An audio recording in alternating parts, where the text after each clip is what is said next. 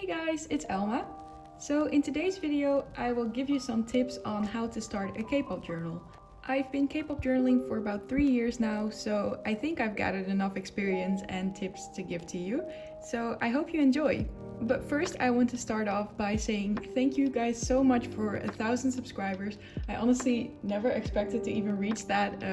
I basically thought I would give up on this channel before that happened, but I didn't, and I got 1,000 subscribers. So thank you guys so much for supporting my videos and sending me love. It really means a lot. Okay, so now let's get started.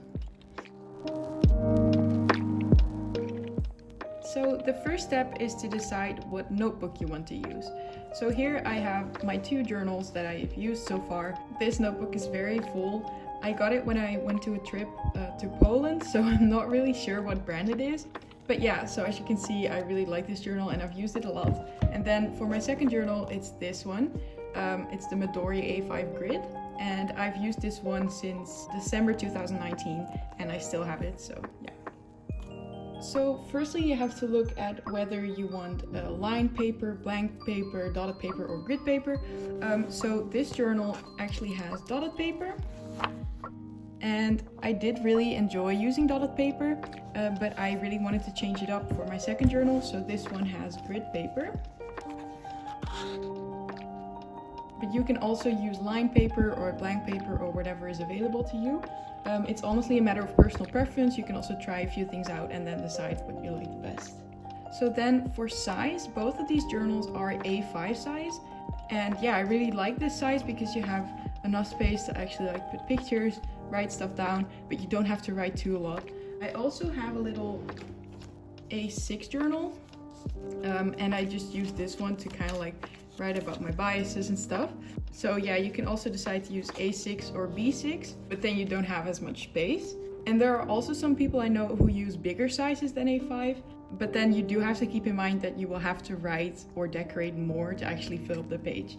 So yeah, once again, this is a matter of trial and error, but I think you can never go wrong with A5. Something I would say is maybe don't buy a super expensive journal when you're first starting out. Of course, it's nice to have a good journal, but you might be too intimidated to actually make spreads. Personally, I'm a very big perfectionist, so whenever I want to make spreads, if I just have a new journal or a new sketchbook, I'm too scared to mess it up, so I won't start in the first place. So yeah, you don't have to get a brand new super perfect journal. Just something that works for you and that isn't too expensive, and then the more you break into it, the more comfortable you will be. Okay, so that was it for the notebooks. Now we will move on to stationery. So let's start off with pictures. Of course, if you want to start a K-pop journal, it would be nice to have pictures of your favorite idols. And I understand that not everyone has access to a printer. So when I first started out, here's my first journal. My very first spread in my journal was this, and it's very messy, I know. But these pictures, I got them from Wish, I think.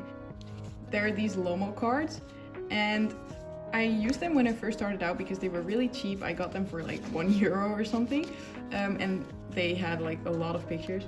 So yeah, that's a good alternative to start out. You can also print the pictures yourself if you have access to a printer. And what I do now, as you can see, I have these quite high quality pictures. How I printed those is here in the Netherlands, we have certain drugstores where you can actually let them print out these pictures. So I would just make a collage of 4 pictures and then I would let them print there. I think you also have certain apps such as Free Prints, and they will basically do the same thing. I think you only have to pay for shipping. So yeah, if you do want to spend a little bit more money, it's not too much, it's only a few euros or dollars, but still, if you want to make the investment, then you can also choose to print out higher quality pictures. Or if you go to college or uni or whatever, you can also print out the pictures at school, which is what I used to do sometimes, especially when you want to write about a certain theme. So for instance, I had this spread of Dechita and I didn't have access to a printer, so I printed these at uni. So that's also an option. You don't have to use pictures, but I do find it really fills up the spread and it makes it really nice, so yeah. Then we have washi tapes and stickers. This is basically optional, but it is a really nice way to fill up your spread. So when I first started out, I got some washi samples from Pen Pals, so that's what I used here. And as you can see, I didn't use any stickers, but I just used like paint samples and things that I had lying around. Then in my second spread as well, I just used like the only washi tape that I had, and I had some cutouts. So you can also use like paper cutouts from like magazines and stuff, or here I had like cards. Sometimes I use receipts. So if you do really want to invest in like washi tape and stuff, you can buy them on AliExpress. That's what I usually do, because it's very cheap. It's like only maybe $1 per washi tape, or sometimes even cheaper. So yeah, that's what I usually do when I want to buy like stickers and washi tape. So here are all my stickers, but do understand that it took me like 3 years to actually like collect all of this, and you don't have to have so many stickers and washi right away. Like when I just started, I didn't even have any stickers and stuff. I just used whatever I had lying around, and yeah, as I like got more experience and I knew that I really liked K-pop journaling, I decided to like make the investment and actually buy stickers. So do understand that you don't need them necessarily, especially when you're first starting out. You can really like make the page cute even with like doodles or yeah, whatever you have laying on hand. But yeah, it's a nice way to actually decorate your spread if you do want to make that investment. So now let's talk about brush pens, or just pens in general. So when I first started out, I actually didn't have brush pens, but I had been bullet journaling for a while before I actually started K-pop journaling. So as you can see, I just did this with like a normal marker, but there are many ways to do like faux calligraphy. I don't really have an example right now, but when I first started out, I used to do faux calligraphy. So yeah, there are many tutorials on YouTube. You just basically just write in cursive and then you try to make it look like a brush pen. So I think that's a very good alternative if you don't really want to purchase a brush pen right away. Another very cheap alternative that I used in most of my spreads in my first journal. Here I used it, and yeah, I basically just use it a lot. Those are the Crayola Super Tips. So I have them in this mug here. These are very, very cheap. You can get like 50 for, I don't know, like $5, I think. I'm not really sure. But these are a very good alternative in my opinion, because they're very cheap and you can easily learn how to do like calligraphy with them, or like make it look like calligraphy. So that's what I really used at the beginning. As you can see, like I basically used it in every spread, and it's very cheap. So yeah, I would say that's a very good option. Another type of pen that I use a lot for my headers, or basically they're like highlighters, are the Zebra mild liners. So here you can see I have this whole box. I got them from a friend for my birthday, and honestly I have been using them ever since. I really love them. It's so nice to just decorate your cover and highlight stuff. So I really, really like using those. So if you do want to make an investment, you can also choose that one. I also have these Ecoline brush pens. These are a bit more expensive, but I use them in this spread. So yeah, these I also really like. You also have Tombow dual brush pens, but I personally do not own these as they're very, very expensive. But yeah, if you really like K-pop journaling and you think you're going to use them a lot, then you might want to make that investment. Personally, I don't really think I will need them, so I haven't bought them. But yeah, it would be nice to have them, I guess. I do own these Tombow pens. These are the Fudenosuke brush pens. I don't really know how to pronounce it, but I have the hard tip and the soft tip. And honestly, out of all of the brush pens I've used, these are my favorite. Just because like if you have like smaller headers like this, or if you don't want the header to be very big, then these are honestly perfect to use. I basically use them in every spread. So yeah, and I would recommend, if you want to purchase one, I would recommend choosing the hard tip. But if you want to write like bigger than this, then maybe the soft tip will be better. So these I do really like. But yeah, once again, it is very optional. You don't have to have the best brush pens that are available. You can honestly do anything with just cheap markers or stuff you have lying around. As long as you practice, you can honestly make a good spread. So yeah, that's just what I wanted to say. Just use whatever you have on hand, and if you really like it, then you can always make purchases. Okay, so now let's talk about topics to write about. So I get this question a lot, like a lot of people sometimes don't really have inspiration or they're not sure what to write about in a K-pop journal. So, well, as you can see, I used to just write a lot about my biases. Basically, what you can do is write about your alt groups, your biases, maybe like a bias's birthday. Let me see if I can find the birthday spread. So here I actually didn't write anything, but this is like a birthday spread. I also have some in this journal. Here, like you can just write about your bias and their birthday, how old they turned and stuff like that. You can also write about certain comebacks. Here I wrote about Map of the Soul 7 and BTS On.